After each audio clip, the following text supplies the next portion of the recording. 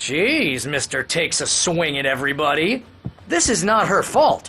She's a very nice girl and, more importantly, a fan. She even has a fan site dedicated to you. And she was very helpful when I was looking for you. Seriously, Al, what you were saying in the car? Just listen to yourself. What, you shot a guy and his body just disappeared? When was the last time you slept? What, are you high? Have you been drinking? No! Look, Barry, I'm missing a week, and someone's got Alice, and everything's just... Do you understand what it sounds like when you say stuff like that? Don't get me wrong, it's a good story, could be a bestseller. But when you start confusing fiction with reality, you're buying yourself a ticket to the funny farm. All right, wait here.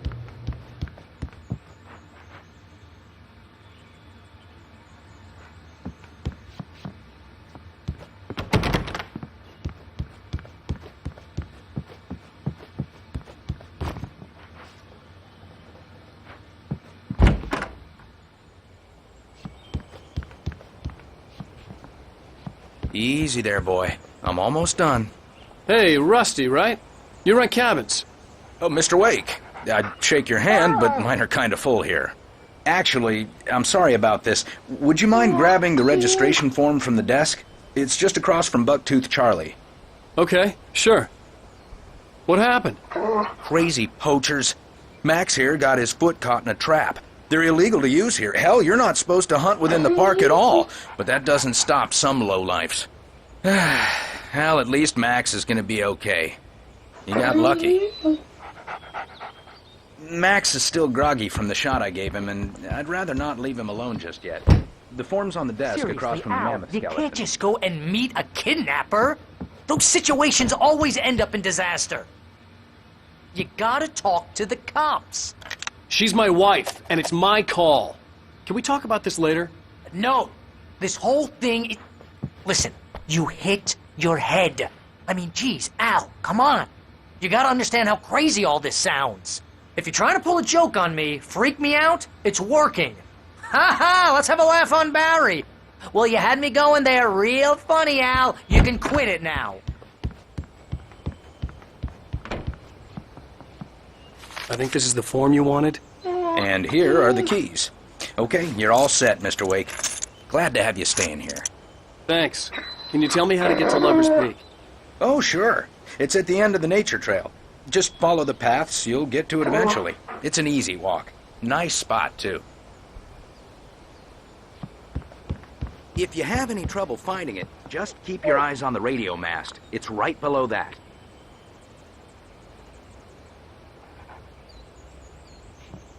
Look, Al, you're asking me to believe that you shot a dude who went poof into thin air, a guy who was bulletproof until you pointed a flashlight at him.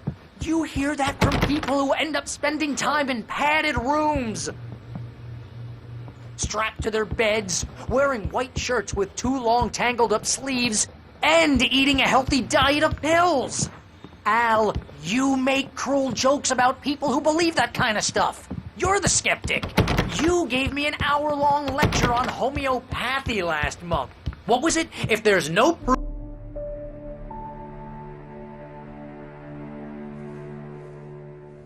That's just crazy talk, Al. Al? Al? We should go to the sheriff or call the FBI. Damn it, Barry, they'll kill her!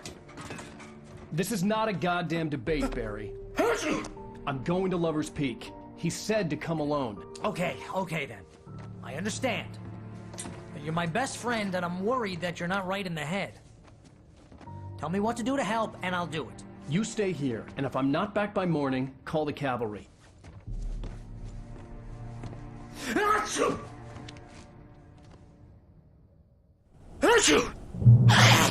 Just be careful with the natives, Al. These yokels are dangerous. Everybody hates a tourist, or it'll be Deliverance all over again. Bless you.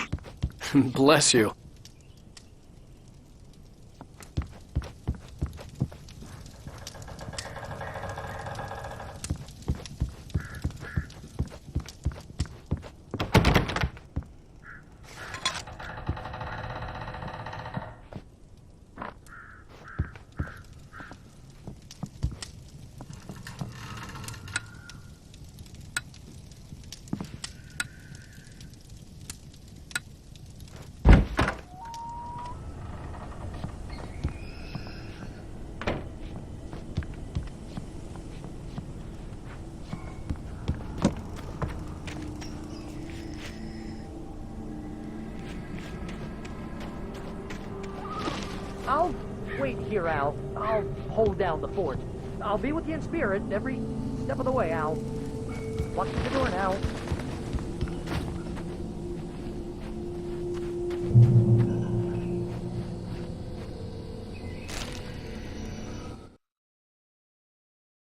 Barry had never gotten along with Alice, but he knew Alan loved her with an almost frightening intensity.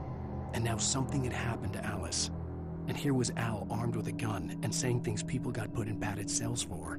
It was as if his friend had experienced a massive psychotic episode and was now totally disconnected from reality. It scared the shit out of Barry.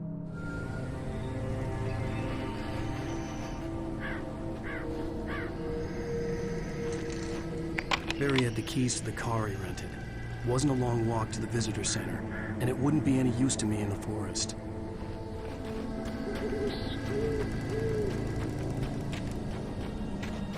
I knew I should have gone to the cops. This wasn't the smartest thing I'd ever done, but I was still angry with Barry for trying to talk me out of it. These people had called me right in the sheriff's station. The cops wouldn't scare them, and they had Alice.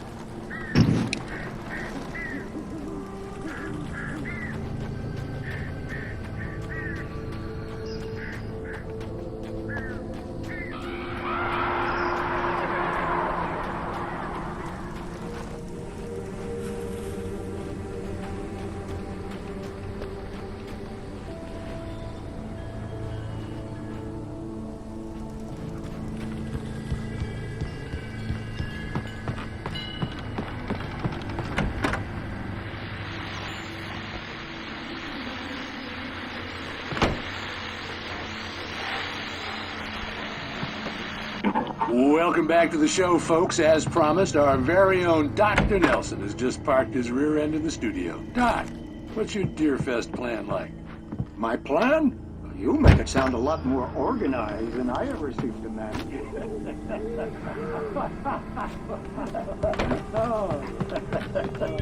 No plan, really. Just taking me out.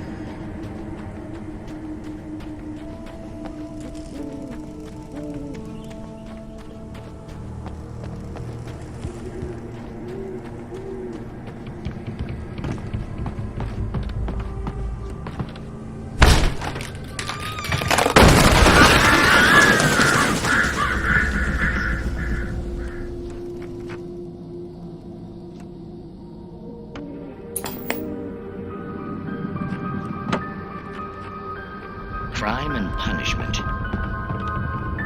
The cancer and cure of civilization. But some crimes are impossible to punish.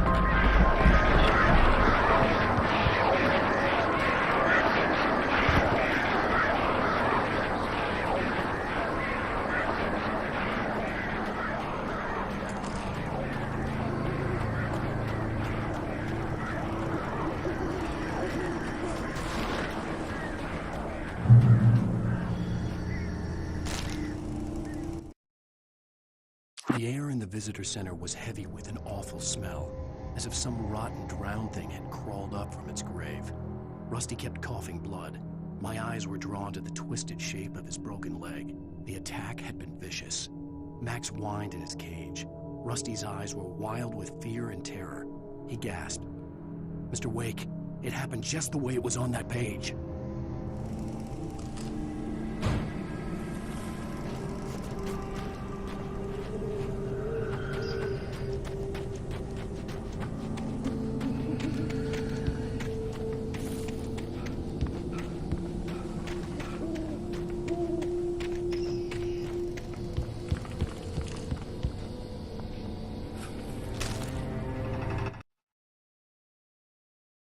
Rose knew that Rusty was in love with her, and she liked him too.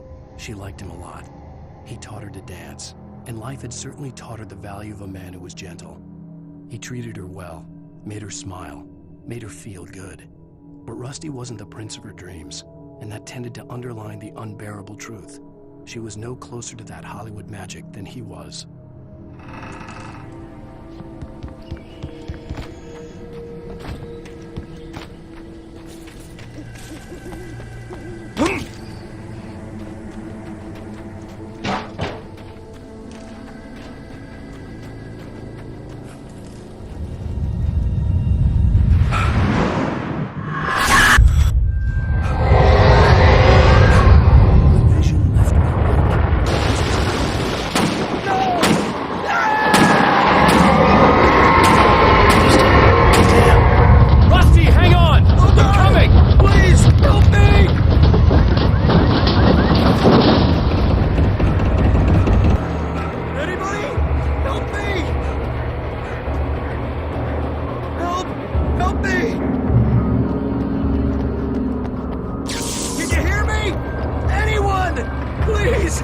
Hello? Back here! I'm back here! Hey! Mr. Wake? Oh, hell. It happened just the way it was on that page. I found. Came true. It knew. So dark. It'll come back for me. You must... The lights. In the office. I have the key. Okay, Rusty. Hang on. I'll be right back. Whatever did this couldn't be far. Rusty had found a page from the manuscript. It would help me understand what had happened.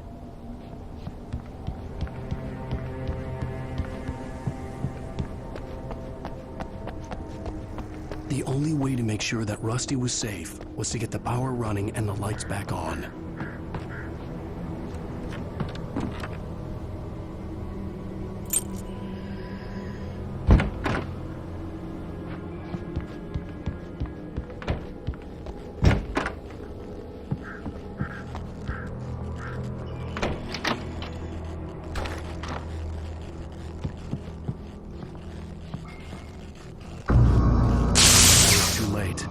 Someone had destroyed the circuit breaker.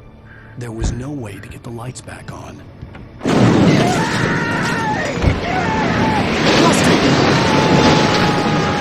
Rusty!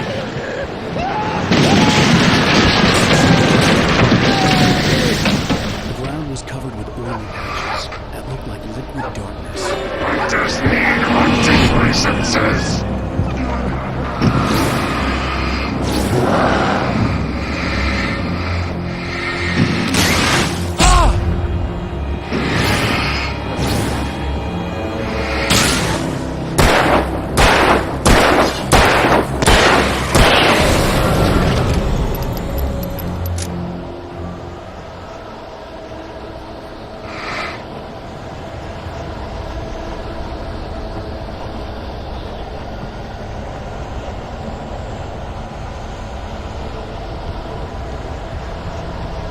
Something had torn a mammoth-sized hole in the wall.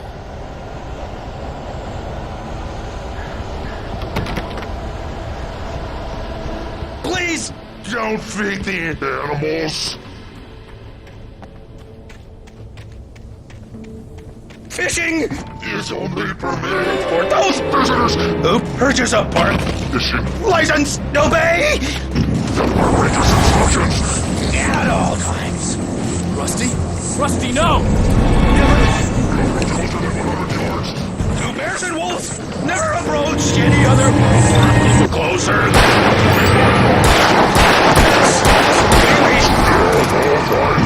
Never leave your And unattended. It is Against the law. to remove any Natural objects. or historical artifacts from the park. Grounds. This includes even you may Find along the river. or even simple berries.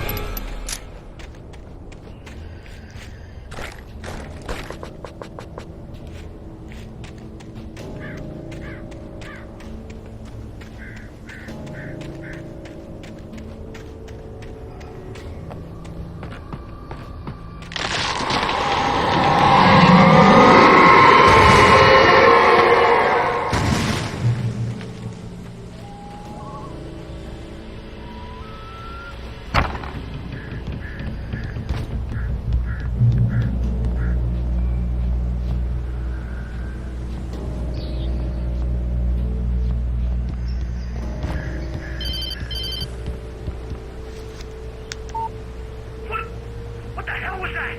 I saw it from the window. I saw something.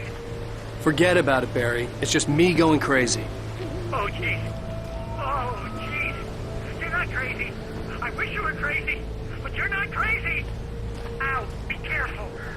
Stay in the cabin. Don't open the door for anyone. I mean it.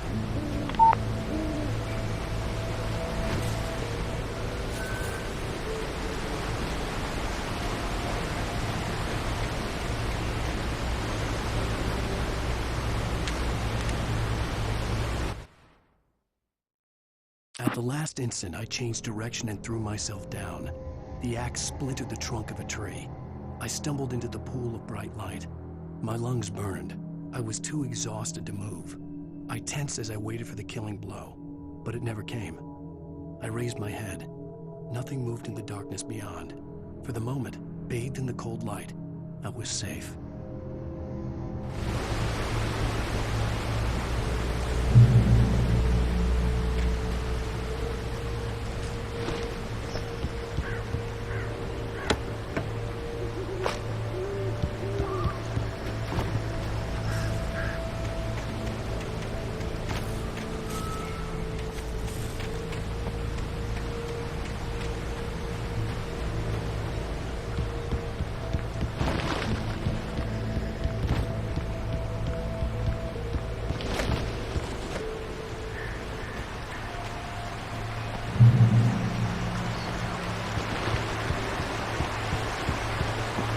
Rubber's Peak was at the far end of the nature trail.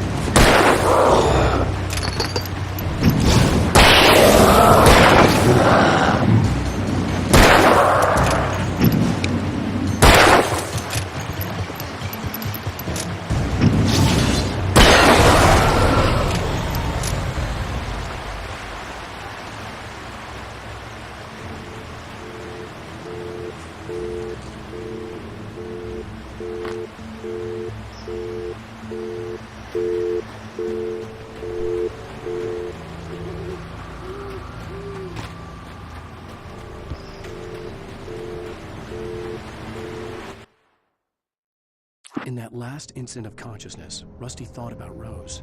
He was older than she was. Rose was barely out of her teens, but she made him feel young and forget what a train wreck his long-dead marriage had been. He still wore the ring. He'd been waiting for her to tell him to take it off. Now she never would.